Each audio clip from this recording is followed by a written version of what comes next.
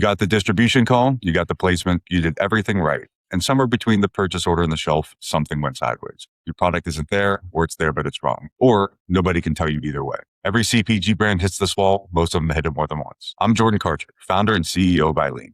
Know Thy Shelf is a show for founders and CPG superstars who are done taking anyone's word for what's happening at the shelf. Real stories, real data, one question underneath all of it. Your product is listed as in stock. Is it though? All right, so let's get into it. Jen, it's great to have you with me today. Your journey Thanks so much. CPG, establishing Maine love, it's a testament to chasing purpose and really building a brand with intention. You've got a fascinating background, particularly in fintech. So I'd like to start off, obviously, how did you make the jump from fintech to CPG? Interestingly, early in my career, Jordan, thanks for having me. Early in my career, I actually spent the first third of my career in retail. So I grew up, at the knee of some of the best operators, at the time in the business. So I worked at Sears. I took Bed Bath & Beyond public. I worked at Saks. And I really think that is the origin of my consumer intention and sentiment, because I always said nobody called me at Sears to tell me they love their lawnmower. So you learned very quickly how to handle different consumers. And I've kind of kept that thread through my fintech career and now here in Maine. So I walked into a brewery one day and the equipment was silent. And literally, this was a brewer that had asked me to kind of do a little evaluation. They had been not performing very well and wanted some guidance. And so I know these brewers, like, boys, what are we making today? They said, Jen, we're not making any beer today until we're all done. Like, okay, trying to be an optimist. What are we making tomorrow? Jen, we're not making anything until someone asks us to make more. And then when you back into that thesis, Jordan, there's 65 breweries that all use the same water source in Maine that could be co-packing facilities, but happen to just be set up as craft brewing facilities. So how do you enable diversified revenue in an industry that's, losing the occasion, so to speak? And so the concept of distributed manufacturing was born. Why can't I make a master brand, let all the brewers participate as co-packs, if they qualify, of course, to be a GMP facility? And then I make the can. Give them the ingredients. I pay them for the water and for the canning to actually make the product. It's incredible. And so how many breweries are you working with at the moment? We work with 3 today, and really thrilled to share all. Those are vertically invested partners with us. And, in the beginning, we did a lot of hose switching, Jordan, a lot of chemical engineering. Now we have isolated lines at these brewers, so they can make great beer on one line. They can make great water on the other. And it's really private economic development for the good of Maine, really. That's amazing. No, it's tapping into a natural resource, excess capacity. It's a really, I think, brilliant approach.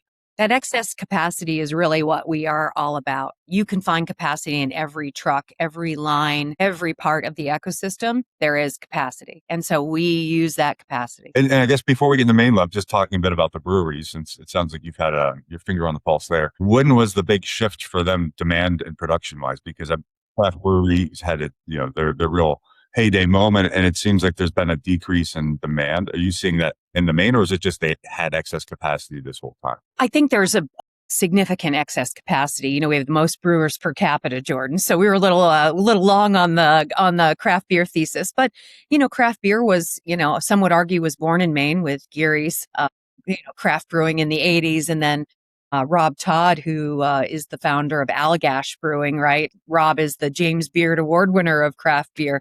So Maine has a long history of, alcohol creation, honestly.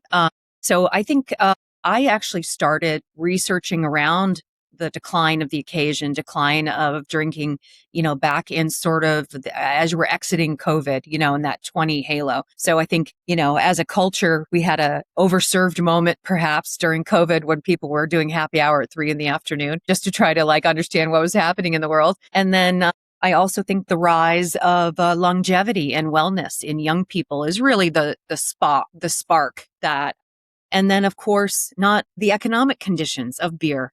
Why is this a $9 beer? Why are we still making 13% double IPA, ABV, and a lot of it is hope is a strategy, Jordan, right? They've always made that beer. It's their favorite beer. They're going to make it this year too. But it is factually correct that every brewery I've walked into over the last 2 years has been down at least 50% year over year since 2020. 50%. That's great. year over year. So if you added it all up, it's probably down 75% from peak, right? But Hockey stick. No one wants that. correct. So this was really intended to help diversify revenue for brewers so they could still make great beer only in smaller batches and generate, revenue during non-beer seasons to keep factories and more importantly, keep people in Maine working. Yeah. And so I think that's maybe a really great way to dive into Maine Love. So you've solved a problem, which is more brewery and production related and local economy, I guess, activity related. You still have to be able to build and sell a brand. Yeah, of course. When it comes to that side of it, I'd love to know more about Maine Love. Who's it for? What's the purpose behind it? Yeah.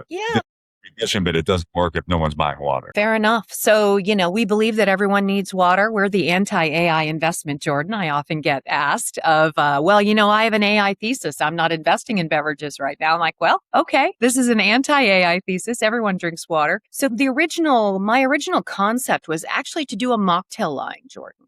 And your opening read through actually reminded me of that. And the reason we started with water was if you walk 50 retail stores, there's not a mocktail section. The merchants have not caught up to the shift of behavior. And so, you might find it in soda, you might find it in juice, you might find it in alcohol. So I didn't feel like the merchant community was ready for a mocktail line. However, mocktails are basically recipes made of water. Why not start with water and then we can always diversify into mocks later? So that was really the concept here, and to do it in aluminum. So there's all these conversations about eliminating, reducing single-use plastics. Mainers are very practical, Jordan.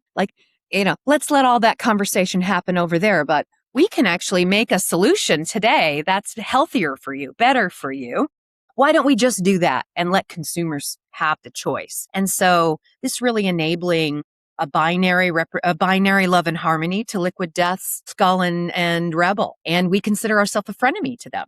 Would love for you to buy Love and Harmony for Maine, but if you choose to be a rebel today and want to carry a skull, it's better for you. And you've made a good choice for yourself. So started with water and then added 3 non-alcoholic seltzers as well. So a blueberry lemon, all sort of indigenous of Maine, blackberry grapefruit, and a raspberry lime, because everyone must have a raspberry lime, Jordan. And no sugar, no stabilizers here. So really trying to, it literally is water, CO2, and flavors. And with the water source itself, Maine has some amazing water. Yes, all this water comes from Sebago Lake, Maine. It is the public water utility of Maine. 2 out of 5 Mainers drink this water every day. And I always describe it as, when I started the concept even, people in Maine would say, Jen, if you just want water, just go get some at the faucet. And we're like, that's actually the point, is that we have not lost trust in tap water here. And I've lived in areas of water scarcity and lack of water quality. In Austin, my water is brown. Don't serve it in a clear glass, right? They say it's okay to drink, Jordan, but it doesn't look appetizing. So this is really a way to bring the water economy, which Maine has participated in for centuries, where groups have come to Maine, drilled wells, taken water, still do. The important economic values here are that the money for the water stay in Maine to actually make the water system more effective. And this is forest filtered water, Jordan. Maine doesn't have a water treatment plant. So the water is so clean by itself that it isn't filtered for floaties before it gets to my house. So we filter it because I don't want anyone to find a floaty in a can. That's also the filter I use to just remove the sanitation. So we're just returning it to its natural pH state. And so maybe just curiosity, Maine as a customer base then. So the product's from Maine, the product is available in Maine through a faucet, let's say, but you obviously have the brand and you have a mission that everyone can support. Do you have a lot of traction with the product in Maine, or is your... Yeah, absolutely. We launched in Maine last May. It is built for what in Maine we would call people from away. So if you find yourself in a restaurant or you need a water to walk with, right? So we have really amazing coverage in restaurants, bars. And, the other piece here is young people still want to go to socialize together, but they may want a different choice. So we have a pretty heavy DSD operation as well. So the intention was, Jordan, I had to build a B2B2C brand to build a B2B brand. And so Maine has great, I'm over 500 doors, 350 in Maine, which is about all the doors I think exist, Jordan. I don't, and I'm not going to build $100 million business in Maine, right? There's only 1 million people that live in Maine. This is their water. But it was important for me that they love the story, the brand, the ethos of the product. And I think that's what you feel in the brand as it comes out is really the pride around Maine and the Yeah, humbleness of Maine. absolutely. I've always, like, going back to, I think the first description I heard of Maine that really stuck in my mind was from Steinbeck and Travels with Emily. He's a Oh, deer. yeah. And the description of the Mainers, I think, has always been the frame I have for everybody from Maine. So I think that's fairly true, actually. So, we have the ability to make a solution. It's not that the plastics conversation isn't important. We don't focus on that. There's lots of people who do. And our intention is to really impact single-use plastic in the largest venues. So you go to TD Garden, there isn't an aluminum choice. If you go to SeaWorld, there's not an aluminum choice. It's all plastic. And so we consider it adding a consumer choice to those environments in high volume locations that would really be an impact to reducing single-use plastic. And it's working. It's working amazing. and how does the, let's say, the commodity pricing of aluminum impact your business? Since Every time I order cans, it goes up a few pennies. Jordan, eventually Coca-Cola will be forced to take a price increase as well. This is an industry-wide matter, not just a Maine love matter, but it does make it harder on smaller brands, I think, to enable cash flow, really. And is plastic a more stable priced option? So if you were to sit down and just do an A/B study of aluminum cans versus plastic, No doubt. I mean, bottle fillers, actually, there's a sort of an inside joke in water that it's a bottle blowing factory that happens to cool the plastic by putting water in the container.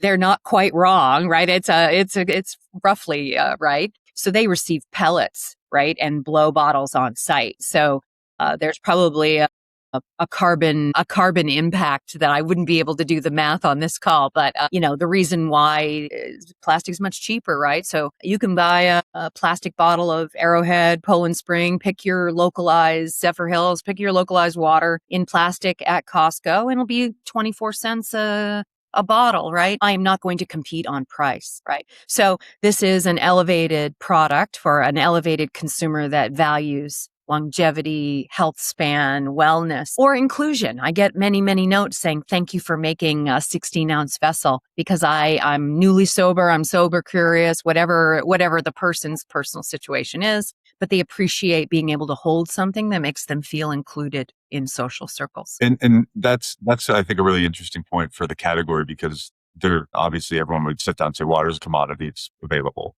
I worked from coffee before, so similar. Everyone could taste coffee, but brand itself is what elevates or differentiates in the category. And I think a lot of the intangibles, those are what make the difference price wise. How do you see the category evolving in terms of branding and price points?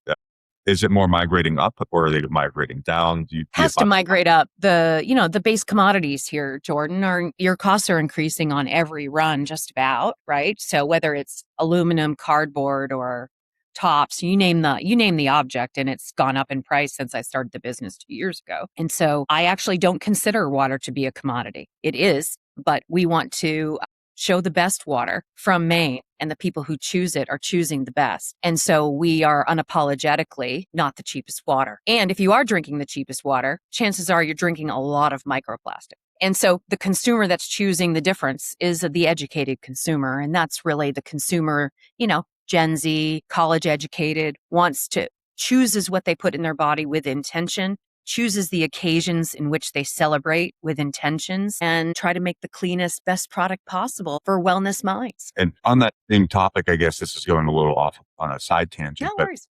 data centers, and so for the AI pushes, is Maine getting much of the data center? And obviously they consume a lot of water. Does that start to come on your radar as potential impact and cost of water or availability in Maine or anywhere? I can't speak for anywhere because I do think, obviously they are energy intensive, whether it's cooling, whether it's using water, using air, et cetera. I'd say that conversation's just started in Maine.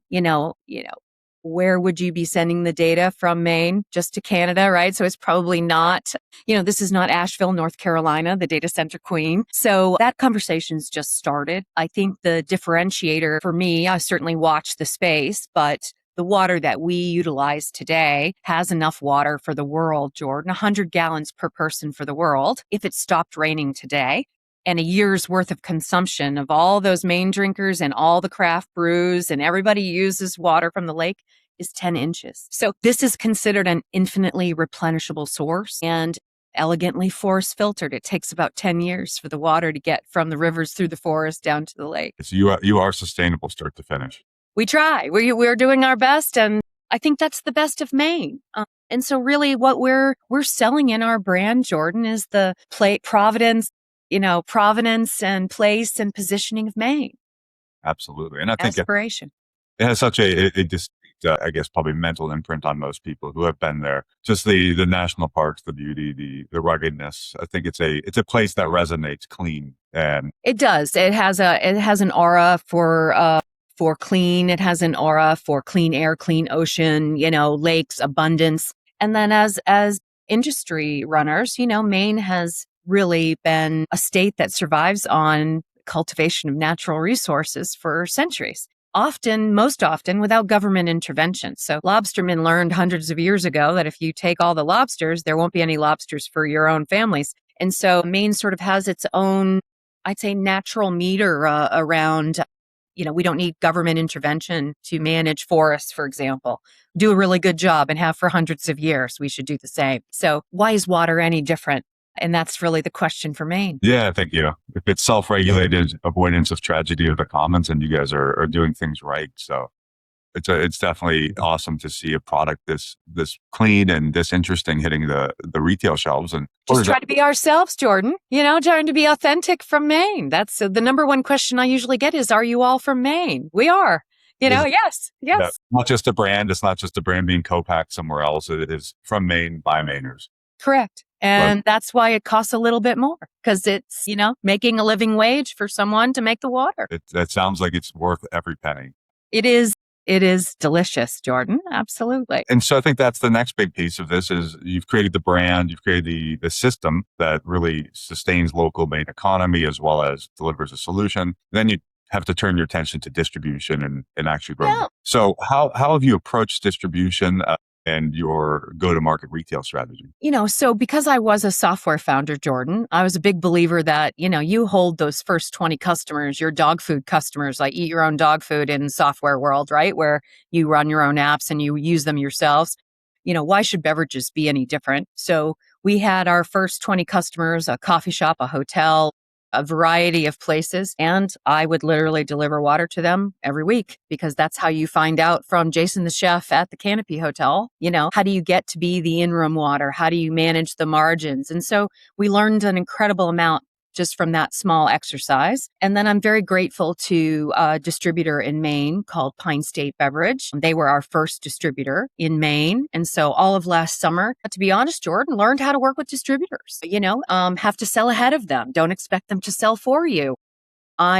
I personally sold 100 doors and then sent them to deliver the product, right? We had a Cisco meeting this morning and the regional manager's like, the Maine Love team has sold more doors than the 65 people in this room. What is wrong with this problem, right? So I bring sort of a financial services pace to a beverage industry where everyone tells me to slow down, George. And I think that's the difference, right? Nobody in the valley would tell me to slow down. It's all about margin capture, right? And expansion. So we looked at distributors to do most of that hard work in the dead of winter in Maine last first quarter, because 17 below, I'm not selling a lot of water. And so focused on getting to the top alcohol distributors, whether that's Martinetti in Boston, whether that's Southern Glaciers, which I'm proud to say we are sold off of both entities today. And then obviously with our hospitality business and the focus on large events and stadiums, I really needed the food broadliners. So thrilled to say that we are sold at Cisco, PFG, US Foods, Gordon, Chef's Warehouse. All the major food broadliners are part of the family and taking pallets. And then we will ride Southern Glaciers, Reyes, Cisco, and the rest of them to Florida starting in August. Okay, great. And so that's actually really interesting approach for a water brand to partner with a bev alc distributor. What was the impetus for that? How did you come up with that? Bar consumption. How do you get a water product into bars? And I saw it at Liquid Death, where we convinced bars to stop selling water out of the gun, right? You're quote, diluting your own revenues because bar revenues are declining. So if you start selling an alternative, it's a way to recapture some of the bar revenue. And it also makes your speed of service faster. Yeah, it's really smart. That's a really great approach. And do they handle your off-prem as well, or is it purely for an on-prem relationship? Where they do off-prem, we do have some off-prem specific distributors. In Boston, we use L Knife for the Cape and Quality for off as well. So, water can literally be sold on a truck with gasoline. It's not alcohol. Everyone's always like, oh, well, there's so many rules. No, it's water in a can, people. There's no rules here. Like FDA rules only. And so again, that concept of capacity on every truck, the alcohol distributors feel it the most, Jordan, because they're seeing it in real time. And then, like in the occasion for Southern Glaciers, they signed me in 3 weeks. That's unheard of, Nice. right?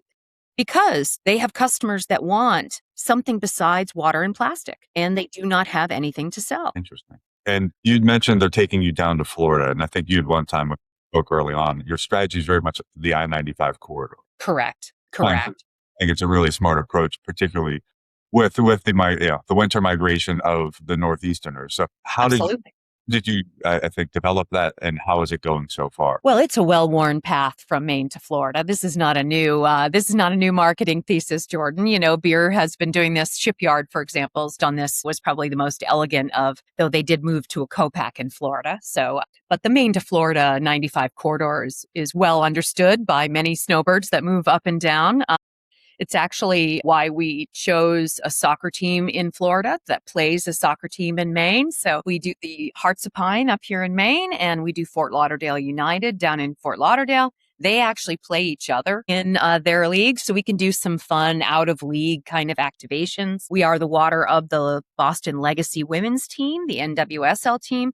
They play the Orlando Pride. So again, they play each other. So we really use women's soccer as an entrance to go to market. Then we pick up the colleges around that DMA because those kids love to tell us what we're doing wrong, Jordan, every day.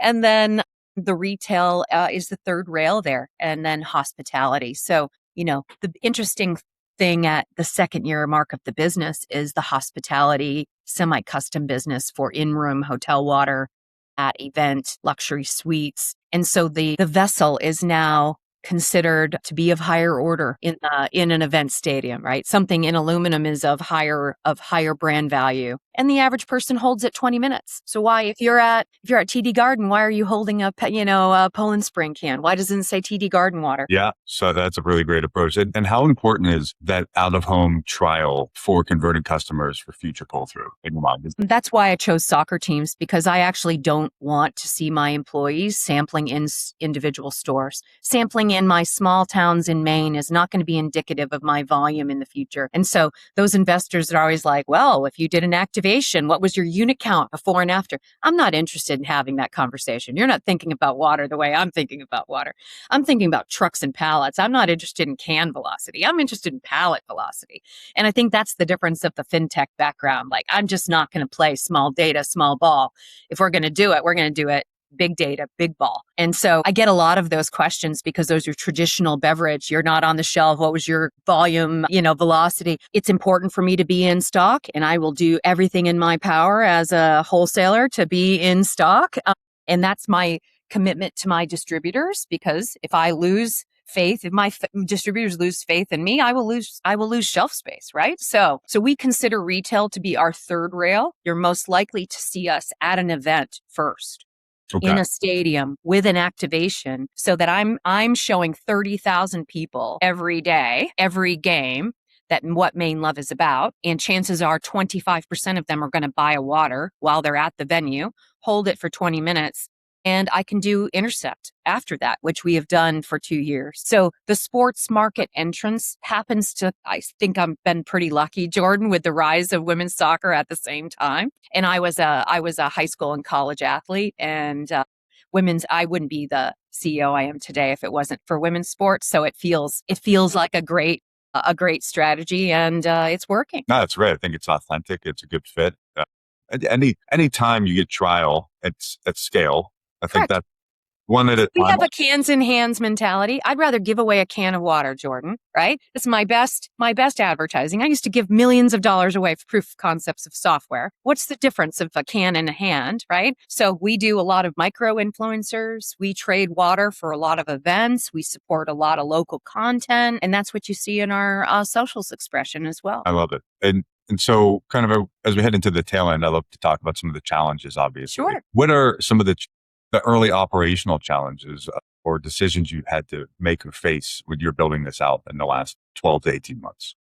Well, I think there were sort of two obstacles. One was actually a testing obstacle because Maine only has one FDA rated lab. And so you have a certain amount of time to test for coliforms, in water. And if everyone is using the same lab, it just didn't feel right, Jordan, So we created a testing process with a lab in New Jersey, ESML, and created the process where the brewers do the catches. They put it in a box and ship it FedEx down to the lab. We've never had a miss yet. And now interesting brewers are starting to use that process for their own testing, which is beautiful to see. So I'd say the first one was testing, and it was really if you asked 3 PhD chemists, you'll get 3 answers. They're probably right. Which answer is the one that's most appropriate for Maine love? So the secondary need was a PhD chemist who had an opinion that could help direct what would be right long term. And I'm very grateful. One of our advisors, Josh Oltgen, used to do